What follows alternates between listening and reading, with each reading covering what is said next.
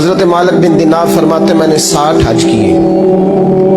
एक हज के मौके पर मैंने बड़ा रश देखा, लाखों का इज्तिमा हुआ। मेरी बातों की समझ तो आ रही है ना आप दोस्तों? जो नहीं बोल रहे उन्हें भी आ रही है ना? अल्लाह जज़ा दे। कहते लाखों का मजमा था तो मेरे दिल में ख्याल आया, मैंने कहा अल्लाह इतने लोग आए हैं, इनका हज कबूल भी हुआ है कि नहीं? फरमाते मैं सोच रहा था तो रात को ना ख्वाब में मैंने किसी कहने वाले को कहते हुए सुना कि सबका कबूल हो गया। बल्ख का रहने वाला मोहम्मद बिन हारून बल्खी है, उसका हज कबूल नहीं। फरमाते शहरों के अलग-अलग खैमे लगते थे। अब भी आप हज करने जाएं तो पाकिस्तानियों की रिहाइशें अलग होती हैं, इंडियन की अलग, बांग्लादेश के अलग, मिस्री, यमनी, सब लोग अलग-अलग रिहाइशें होती हैं, झंडे लगे होते हैं मुल्कों के। कहते मैंने सवेरे उठ के ढूंढना शुरू कर दिया, ढूंढता हूँ वो बंदा मिले। कहते जहाँ बल्ख शहर के लोग रहते थे वहां चला गया तो मैंने लोगों से पूछा तुम में मोहम्मद बिन हारून बल्खी कौन है? लोग कहने लगे वो तो बड़ा नेक आदमी है, परहेजगार है, बड़े भोले भाले, बड़े अल्लाह वाले, रियाज आपको बस हम ही जानते, वो तो बड़ा नेक है, परहेजगार आदमी। तो मैंने कहा अच्छा कहाँ है? उन्होंने कहा पहाड़ के पीछे उसने खैमा लगाया हुआ है, सारी रात इबादत करता है, सारा दिन रोजा रखता है, कायमुल लैल है, साइमुद दहर है। क्या बात? फरमाते मैं उन लोगों की बात सुन के हैरान हो गया कि मुझे क्या बताया गया, ये क्या कह रहे हैं? फरमाते मैं पहाड़ के पीछे गया। हज़रत मालिक बिन दिनार अलैहि रहमा फरमाते हैं जब मैं वहां पहुंचा तो मैंने उस शख्स को मुसल्ले पे बैठे देखा। कसरत इबादत के आसार उसके वजूद पर नजर आ रहे, सीधा बाजू उसका कटा हुआ था। फरमाते 2 रकते मुकम्मल करके ना मैंने उससे अस्सलामु अलैकुम कहा तो मुझे कहने लगा वालेकुम अस्सलाम, आप मालिक बिन दिनार हैं? मैंने कहा बड़ी इसकी फिरासत है। फरमाते फिर उसने ठंडी सांस ली, कहने लगा आपको ख्वाब आई होगी कि मेरा हज कबूल नहीं हुआ। फरमाते मुझ पर और बिजली गिरी कि क्या कह रहा? मैंने कहा यार लोग भी तेरी तारीफ कर रहे हैं और तेरी बसीरत भी बड़ी है, तो ये माजरा क्या है? कहने लगा आप ना पूछें। ये कह के उसने रोना शुरू किया, देर तक रोता रहा। मैंने कहा नहीं यार तू बता। कहने लगा नहीं आप ना पूछें, आप नाराज हो गए। मैंने कहा मैं नहीं होता, तू बोल ना। कहने लगा हुजूर 24 साल हो गए मुझे हज करते हुए, 24 साल, 24वां हज है मेरा, और हर साल कोई अल्लाह का वली आके बताता है कि जा चला जा तेरा कोई नहीं कबूल होगा। बेपरवाही वेख सज्जन दी जिथे किसे दी पेश न जावे, उन्हें ताजा वाले दर दर रोले ते मंगतियां तख्त बिठावे।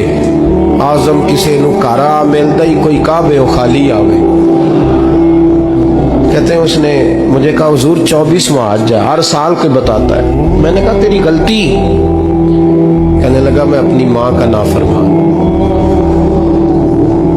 मैंने कहा वाकया क्या हुआ? कहने लगा हजरत अल्लाह ने मुझे दौलत दी, माल दिया, जमीनें दी तो मैं अय्याश हो गया। इमाम मालिक बिन दिनार रहमतुल्लाह अलैह फरमाते हैं मुझसे कहने लगा पैसे आए तो मैं अय्याश हो गया। रमजान का महीना था, असर के बाद मेरी अम्मा इफ्तारी की तैयारी कर रही थी, मैं गया, मैंने कहा शराब पी हुई, अम्मा रोटी दे। अम्मा कहने लगी शर्म कर, शर्म कर, रोजा रखा नहीं तो जिन्होंने रखा है उनका तो ख्याल कर। कहते अम्मा की बात का मुझे गुस्सा लगा।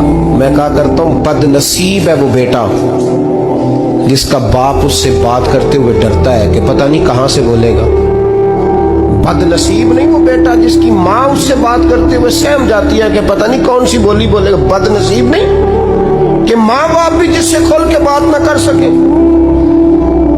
हजरत मालिक बिन दिनार से कहने लगा अम्मा ने जब कहा ना शर्म कर तो मुझे गुस्सा आया, मैंने माँ को थप्पड़ मारा और मेरी माँ जलते हुए तंदूर में गिरी। लोगों ने मुझे पकड़ के अंदर बंद कर दिया कमरे में। सारी रात में शोर सुनता रहा पर नशे में धोत रहा। सवेरे आंख खुली तो मेरी बीवी बैग बांध रही थी। मैंने कहा कहाँ जा रही हो? कहने लगी जो माँ का नहीं बना मेरा कैसे बनेगा। तो मैंने कहा मेरी अम्मा का वो तो लोगों ने रात को ही दफन कर दी जनाजा पढ़ के। तड़प के कहने लगा मुझे क्यों नहीं बताया? तो कहते हैं लोग कहने लगे तेरी मरती हुई माँ कह गई थी इसे मेरा मुंह ना देखने देना। میرے جنازے کے قریب نہ آئے. حضرت مالک بن دینار فرماتے ہیں جب اس نے یہ بات سنائی تو میں نے بھی اس کے منہ پہ تھپڑ مارا. میں نے کہا تو اسی قابل ہے. کہتے ہیں وہ رونے لگا, حضور دعا کرے اللہ مجھ سے راضی ہو جائے. کہنے لگا جب ماں کی انتقال کی خبر ملی تو میں نے کلاڑی لے کے وہ ہاتھ کاٹ دیا جس سے ماں کو مارا تھا. میں نے ساری جائیدادیں خیرات کر دی. 24 سال ہو گئے, 24 سال. ساری رات نماز پڑھتا ہوں, روزہ رکھتا ہوں, حج کرتا ہوں, اور ہر سال کوئی آ کے کہتا ہے جا دوڑ جا تیرا کوئی نہیں قبول ہوا. حضور دعا کرے مالک راضی ہو جائے. فرماتے میں تھپڑ مار کے آ گیا. میں نے کہا تجھ سے راضی ہو جائے اتنے ظالم سے. امام مالک فرماتے رات کو آ کے سویا تو مجھے خواب میں رسول پاک کا دیدار ہوا. تو نبی پاک علیہ السلام نے فرمایا مالک تو اسے مایوس کیوں کر رہا ہے, اللہ تو بڑا مہربان ہے. کہا حضور ماں کے نافرمان کو معافی کیسے ملے گی؟ تو امام مالک فرمانے لگے نبی کریم نے فرمایا جا اسے جا کے بتا دے تجھے قیامت میں تیری ماں کی وجہ سے بخش دیا جائے گا. کہا حضور اماں کی وجہ سے کس طرح؟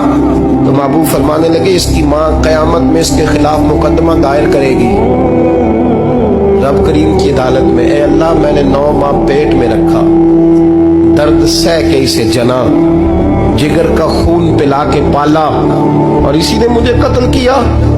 رب کریم اس کی ماں کا مقدمہ سن کے کہے گا اٹھاؤ اس کو دوزخ میں پھینکو, اس نے ماں جلائی تھی اسے بھی جلاؤ. محبوب فرمانے لگے جب پکڑ کر کے مالک اس کو محمد بن ہارون کو لوگ لے جائیں گے نا جہنم کی طرف,